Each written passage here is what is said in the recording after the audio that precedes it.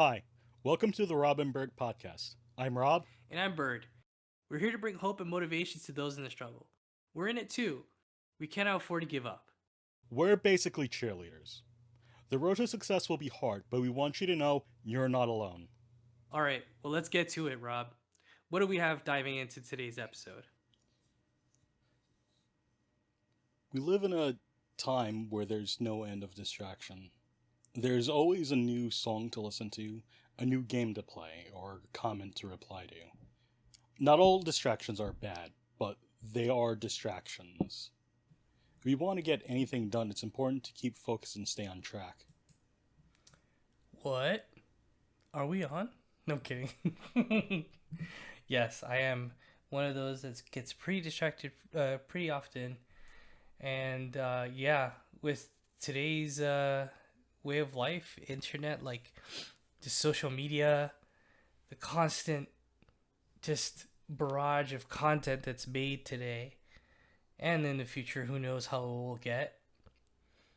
It can distract us from what we need to be doing on a day-to-day basis. And I can't say I haven't been one of those people. I get there that sometimes. I think that's the challenge of the modern era is that you're constantly connected to the internet, to society, to everything that's going on. You can just bring up the news at a flick of your thumb. Yeah, you just turn your phone on and in the early morning and then look at what's going on. And but what sucks, I'd say for me, it's like I'll go on, say, Instagram or YouTube, and then or maybe the side articles that pop up on my phone, and I'll see like an update on some news on what's happening worldwide or in our country, and I'm just like, you know, and it's like such distractions can either lead you to, like, depending on what you're going into, really off trail, off out of focus content, or if you make yourself look at content that is more geared towards what you want to do. And I think that's a hard thing sometimes. It's kind of like saying, do I eat my junk food or do I eat healthy food? Same things with our distraction, with media. That junk food tastes pretty good though, doesn't it? Oh yeah. But you grew up without constant use of a computer, right? Yes, I was. I was actually Amish. I'm kidding. No, I didn't. Yeah, no, I didn't have a computer until college. As I mentioned before, I would go to my friend's apartment or the school library and I would sign up in a little list of names for using the computer for 20 to 30 minutes to do my work. And I would say it hindered my typing skills kind of bit because, you only can do so much with what you can get out of that versus having a computer at your convenience at home. But it was normal to me. I mean, but that was kind of I guess, a blessing in disguise. Because it's like everyone could think about, oh, they'll have video games and play Doom or StarCraft, and I love to go. And by the way, in Jedi Outcast, and I love those games. They were fun, but they were not at my home. They would be in my friend's apartment or, well, definitely not the library actually. But uh, it's just something that, since I didn't have that around me, I was able to focus more on what I needed to do.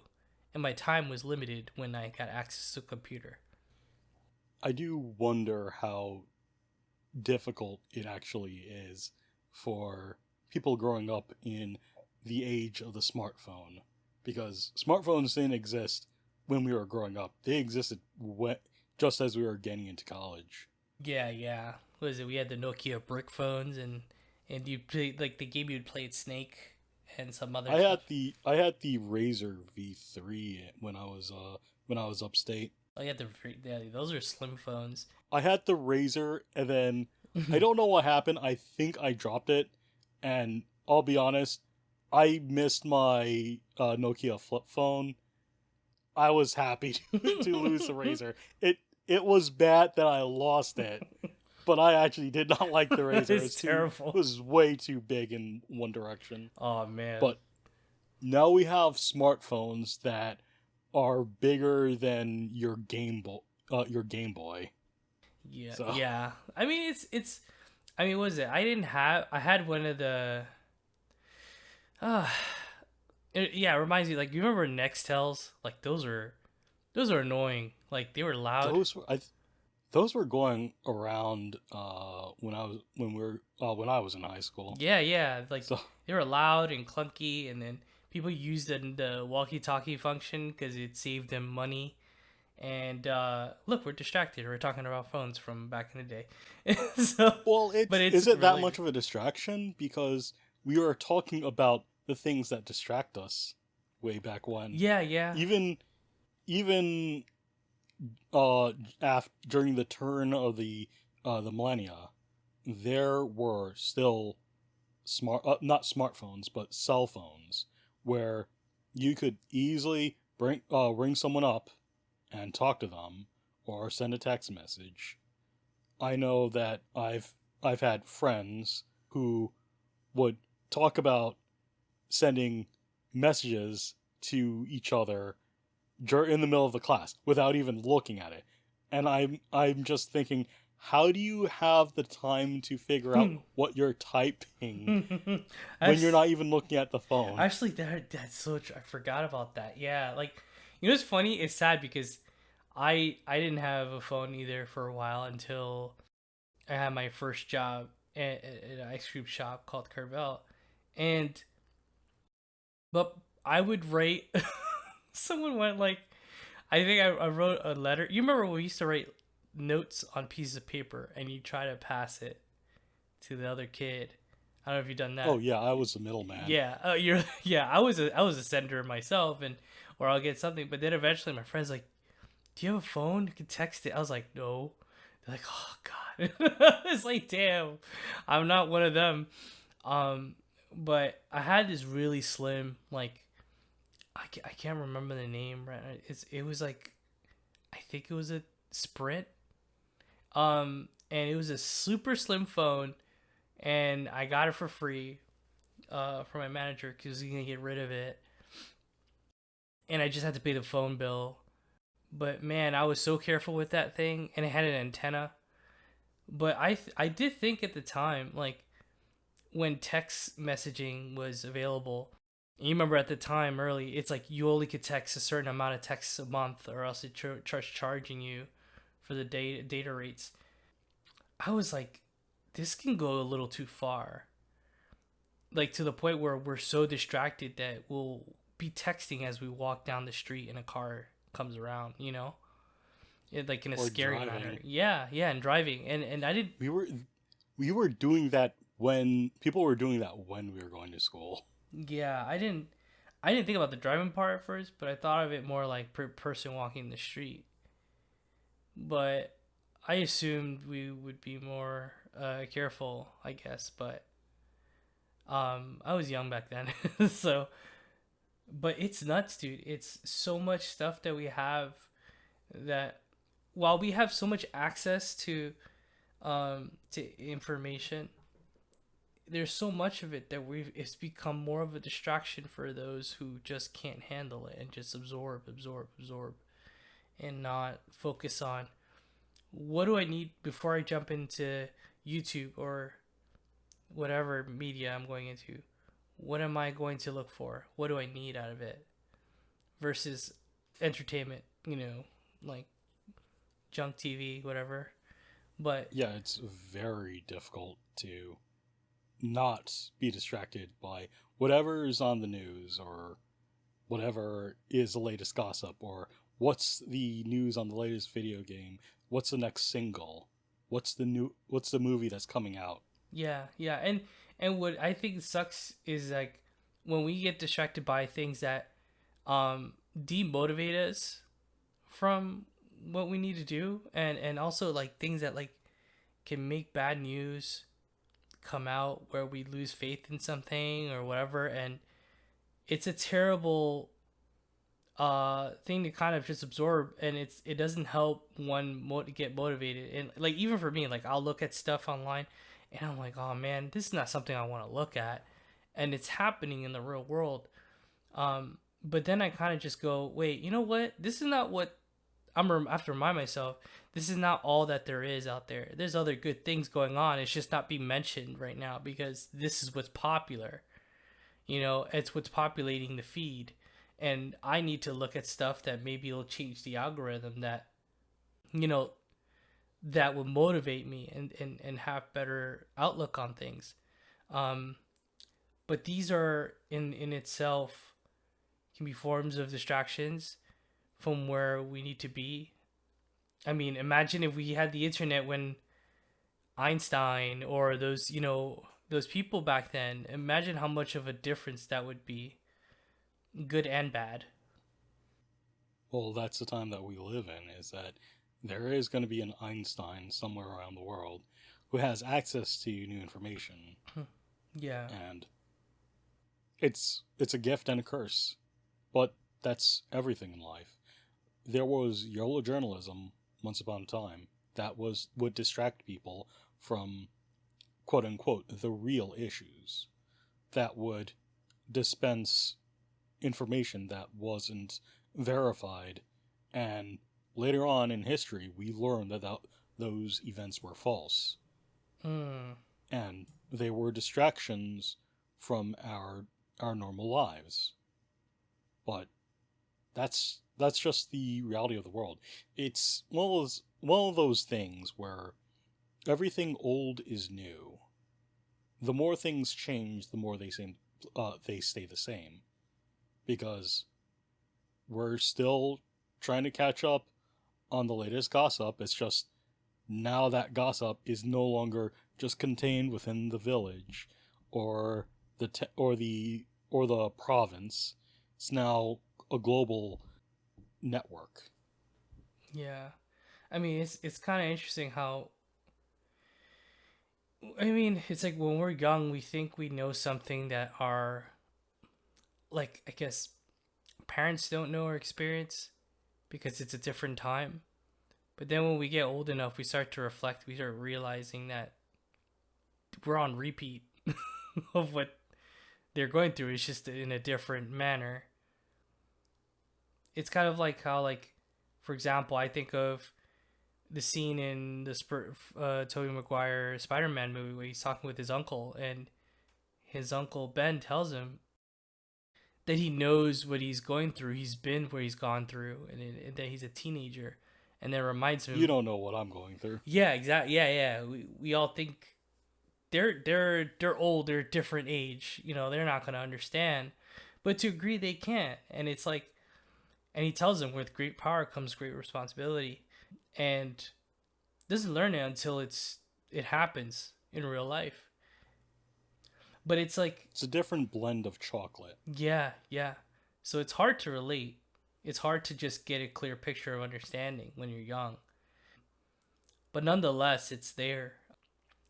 And it's kind of it's hard to see things clearly, especially with all the, like mentioning earlier, the content, distractions, all these things that kind of just are all over the place.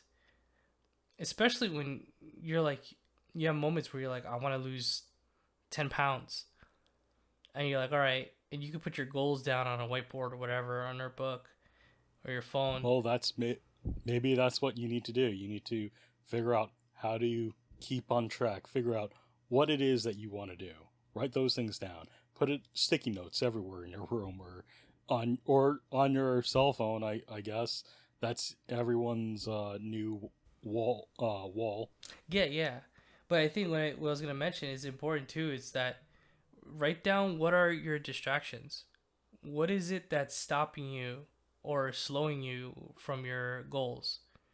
And that way you'll know, like, hopefully be cautious of your distractions and behaviors. Like, what do you end up doing as soon as you wake up? What do you end up doing before you go to sleep? Do you have trouble sleeping? Like, what can you do? You can go online and look at tips on how to stop that from happening or deter it. You know what I mean? Like, things like that. Like, even I'm having moments like, I mean, Rob, you know me, I can go on tangents a little bit, or sometimes, and then you'll kind of go bring me back and go, hey, Bird, remember this? I'm like, oh, yes, of course. The point. I think we all can go off on tangents. I know I certainly could. Oh yeah, I mean, but you know what I mean on my point too. Like I kind of just go off. I'm like, yeah, oh, Star Wars is a great show, a great movie. I mean, it's a show, great movie. Da da da da. And you're like, hey, what are we talking about? This? I was like, oh yes, yes, yes, of course. But to that, and it's yeah, it's really good to find what distracts you and what is it that motivates you, and see what you can do to change that behavior in yourself so you can get onto what you want to do and become. It's so easy for us, and don't get me wrong, I'm not going to be like I know how to stop it. There are times I fall off and I'm like, oh yeah, Bird, good job, you didn't get this done yesterday. Like now you have to do it today. I mean, it's an easy thing to say, you need to figure out what to do, but it's another thing entirely to go out and do it, right? Yeah, It's easy to say, I need to cut this out. I need to change this. But it's not always that simple. I mean, it's simple, but it's not always easy. yeah, it's our human side. It doesn't happen over, I mean, no, it doesn't happen overnight. None of the, yeah. I mean, you enjoy, I don't know, a cheeseburger every Friday night, but you know you should stop it. You should stop eating that cheeseburger. Yeah. So you say I'm going to stop eating that cheeseburger. But then you eat that cheeseburger. Yeah. You drink that you have that Coke, that supersized Coke, or Double it, please. Thank you. I mean, I'll say this. Like, I know it sounds silly, but a small part of, like, remember when I flew back to New York City, and we got to meet up, Rob, and a small part of the motivation to go to New York City. I mean, it was mainly to see family and friends, but the little part of it was pizza. I wanted pizza so bad from New York City, and I missed it from that Lucia spot in Queens, Flushing, and I was so stoked. I was like, yes. Well, my goals were saving money, not like spending or anything stupid. Like I just for that trip, and then going there, and then I was like, I don't care. We're gonna take the train. We're gonna get some pizza. I had to get it. I was so happy to get it. It was a stupid, simple goal. I guess you could say it that way. It was focused in a way. Oh man. but it's important to try to figure out what exactly it is that you want to get done in your life or in art, or maybe you have a different pursuit. Maybe it's something like, I don't know, starting a small business. And you can always say that, oh, I'm not going to get there. The problem starts when you say, I'm never going to get there. So you have to try to take a first step. Maybe don't think, I'm going to, I don't know, I'm going to start a restaurant. Don't think, I'm going to start a restaurant. Think, I'm going to cook myself breakfast or lunch or dinner or something like that, right? Yeah. And then, I don't know, invite someone over to a party or something where you make an entire dish or something for everyone, and then increase it bit by bit. I mean, heck yeah, start small steps. I mean, that what you just said reminded me. It's like I really wanted wings. Sounds silly, but I was like, all right. I went on YouTube, saw a recipe on how to make delicious lemon pepper wings, and I followed the recipe down to the T with with an air fryer too. And it was so darn good, dude. It was like one of the best recipes I've had. And I learned how to do it. And then Monica's like, "Can you make that again?" And I even thought myself, like, I could do a little stand, and if I get the, again, pass code and all that, I could even invite people over and make some food and see how that sells. You know what I mean? if they go, wow, these are the best lemon pepper wings ever, I'd be like, yeah, I gotta change it up a little. But yes, thank you, because I cook it on it from a YouTube channel video. But it's amazing what you can pull from the internet. You follow, learn. Even if you want to be a singer, you could find videos to learn to improve your vocals so that you can get to the point where you're comfortable enough to sing. And then maybe if you're not really in front of people, you'll watch videos on how to get comfortable to sing in front of people. But even if you're not a singer, if you're not a artist, you're not a chef, there's always an alternative route. Maybe instead of cooking, you just know someone who's good at cooking, and you have good taste buds, so you know what works. Maybe you add, I don't know, garlic or parsley or oregano or something. I don't know. Oregano, yeah. But you can do that, or maybe you have a good ear. Maybe you're good at editing. There are multiple paths to the goal that you desire. Yeah. I mean, heck, or if you're good at building and you want to actually do some sort of construction, that sort of stuff works. I got a family member that used to do good foundation work. He loves building and literally planting trees and landscaping stuff. He finds it, if anything, he finds it very peaceful. But he was a guy that started from farming, like back in where he was from. And now he does that on the side out here in the States. But yeah, it's a lot of things we can do. And what's really great is when you pick up, say, a trade and you truly make yourself focused to it and passionate enough to it, you'll create this level of focus that almost no matter what's going on, you'll be really onto it. Like nothing will stop you. It's a great ability to have. And I'll say that, like, yeah, when I'm drawing and stuff, I know based on my background growing up as a kid, it was a very rough childhood, but I had art and I was able to make myself focus to drawing whatever I wanted to draw on a paper and finish it. And then just move on to the next thing. Like it's a mental list. And that helped me a lot in ways that I thought I would in the industry in animation for the most part. And like I said, I could be a very distracted person in conversation. But if you put me on a job kind of situation and say do this and that, I could shut down and just do it and get it done. I know that for me there was the moments where I'm literally doing nothing and I can just sit down and just start laser focusing, because if you go through your school and you finish your test and then you're just sitting there, you look around and nothing's going on, you start trying to figure out, what do I do? So I know for me it was very easy. I just pulled out a sketchbook and I just started drawing.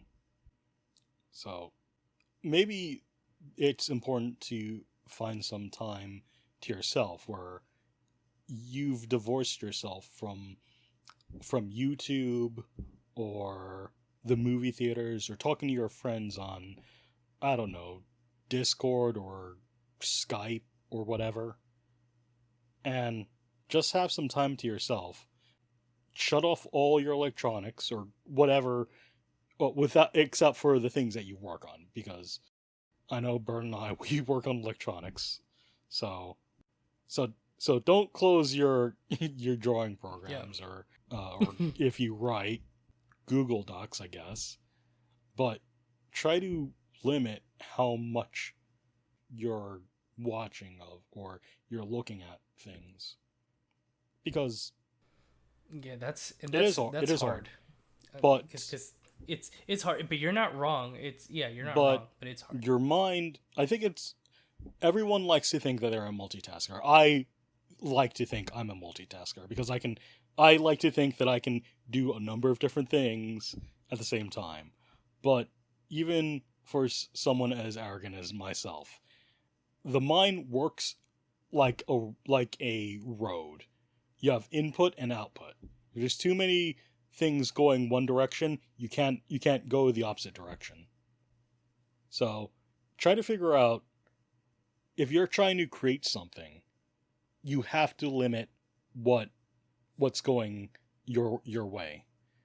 And if you find a moment where you can't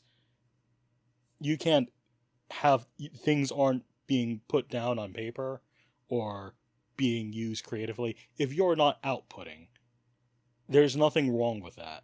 Sometimes people just burn out and you need time to recharge. So there are times in which distractions is good, is useful, is healthy. But you have to be aware of where your mind's at. Because too much distraction is going to keep you from doing things. Yeah. It's just about having the right balance to these things. It's that works best for our brains, and also like how much we intake and take out as well. Like, and you're right. Like burnout, I have had a habit of having that happen before, and burnout really does suck, and especially in a creative mind, because you can't let out your best work. And so sometimes you need to do something to distract your mind from constantly trying to think. It's like you're trying to start the engine of the car, but all you hear is this spark just going off, but not really turning on the car, and the engine won't go on. So sometimes you have to just pull away and just take a moment, absorb what you can from life, like going out, look at the stars, or hang with your friends. Go to a cafe and just go blank if you can for a moment. It makes a difference, whatever works for you, as long as it supports your way of thinking of getting things done. It's never good to be forcing yourself every time. Even that way of thinking needs a balance where you have to push yourself. Yeah, granted, there is a level of pushing yourself, but if you push yourself too much, you won't be able to focus on what's there and what needs to get done correctly. You'll just get it done and it's there, and it might not even get there to be a finished product. The other side is when you get, I guess, lazy, whatever, when it kicks off. It's like when we go into it too long. And I've had a moment where I just burnt out so bad that I ended up not doing any work for like 3 days or something. Yeah. And I just decided to play Xbox 360. This is years ago. I just said no. I gotta stop caring. But the dangerous part I noticed was I was on the edge. I was like, oh my gosh, if I get stuck like this, I won't be able to create anything, and I need to get it going. So I just took an hour and started writing down a schedule. Like, okay, I'm gonna start this by 9 o'clock tomorrow a.m. and then make sure I'm done with the thumbnails by 10:30, and so on. So I started thinking of other things to do throughout the day, and that's how I got back on. But that's the thing. You have to figure out how to regulate your time, your thoughts, your focus, because it's a balancing act. Sometimes you're just pushing yourself and you're just a hamster on a wheel. You're going nowhere because you've put yourself in a position where you're just doing this one thing and you're running out of tread. On the other side, you need distractions to get your mind off the subject so you can recharge. But sometimes that takes a hold of you and you find yourself not doing the things that you set out to do. It's kind of wild, man. Cause, and Rob, like when we worked on our thesis films, like I'm sure you were like burnt out, tired. You're like, I can't look at this right now. When you end up doing it. I've had moments, but after the first part, once you figure it out, what it is that you were doing. For me, everything else was very mechanical. You knew what you were doing. Once you get your animatic done, once you've gotten your keyframes done, when you start in betweening, yeah, it was boring, but it was something that you can do with your half asleep, you know? Oh yeah, yeah. I mean, I could see that point. It's because it kind of becomes second nature once you got a good grasp of what you have to do for your film, working on every scene. But it was just kind of tedious for me. Yeah, it was kind of brain numbing when I was in between and clean up animation, and I was like, oh, I'm done. Like when I was finished with the film. Yeah, I feel a lot of people had that problem in our school. Yeah, yeah, But I think that that's where I had an easier time. I knew how to figure out my time for that project, and I had more time to than most people. So I figured out what are my habits. I like video games. So what am I gonna do? So I invited one of my friends to actually sit in on my computer and play the video games so that I couldn't be distracted by playing video games. damn. And that allowed me to just sit in front of my tablet and just draw and draw and draw. I mean, if that worked, that's good. I mean, shoot, because there's people that couldn't even. Like, I'll admit, I think if I had a computer, I'd be pretty distracted. Like, at home as a kid growing up. But it's not to say that I didn't play games at all. I've played some games. For me, it was mostly when they introduced me to like StarCraft 2, well, StarCraft 1 and Warcraft 3. But even so, when I did that, I had to finish my schoolwork first, if it had to be typed and everything, and then I would play those games. That's everyone, dude. Oh, okay. Well, I've seen some students that just some friends that just would play games and then that's their homework on the last minute. Yeah. So the total opposite from what I've seen. I mean, I remember in high school I was playing Counter-Strike. So, Oh shoot. Oh, that reminds me, I used to go to an internet cafe. That's how I'd play games. When the internet cafes popped up, I'd go, oh my gosh, I can now go. And it was like a block and a half away from where I lived. So, and it was cheap, like $3 an hour. So, I would just play games. But I didn't really get to use it for schoolwork because I think you just couldn't. They would just have all the games there and that's it. They didn't have Microsoft Word. but we live in a different age today, and it's a lot easier to get the resources that you need to work. There's a lot of resources out there where you can do research on something to draw, something to write about, something to sing about. You learn different skills, and those are valuable resources. But the same resources that can help you can also distract you. And it's important to try to maintain focus to get to where you're looking to go. Yeah. It is hard. It's harder now because we have more access to information compared to back then. Yeah. Imagine how much nuts it's going to be in like 5 years. Before you had to go to the library to get internet access Yes. or go back home. Now you just reach into your pocket and pull it out. I know my friend was saying no one does any research anymore. You can just pull you can just pull it out your Yeah. cell phone at, and you just do the research right there. Remember it was Wikipedia back then? Wikipedia is still a thing today. No, it is, but back then it was getting teachers furious. They're like, Wikipedia is not a good source of information. Do research. They would get upset. Yep. It was funny too. I I and I gotta say this.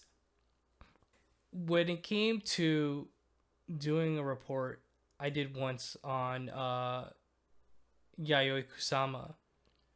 Yeah, she was a artist, one of the modern artists.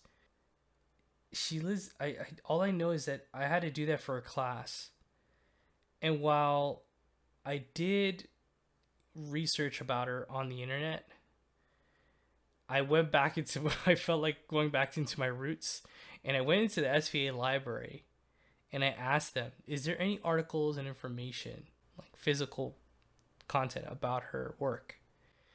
And lo and behold, there were, and it just felt so much more, I guess, personal to be able to see copies and recognitions of her work in her past, from when she was a child to the later known modern artist in her time, and versus seeing this digitally, seeing this physically was a way different interaction, and it reminded me again of when I was a kid going to the library, doing things more through books than the computer.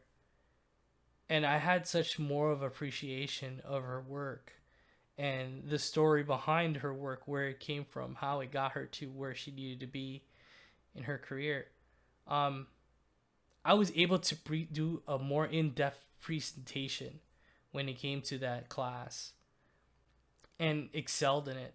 So I have to say to anyone that ever dares to step into a library and look at the book and not just the internet for information, that is something that you'll learn to appreciate more and more. It's kind of like, getting it hands on. But guys, we just want to say, if you reached us this far and you did hear the whole video, thank you for sticking around.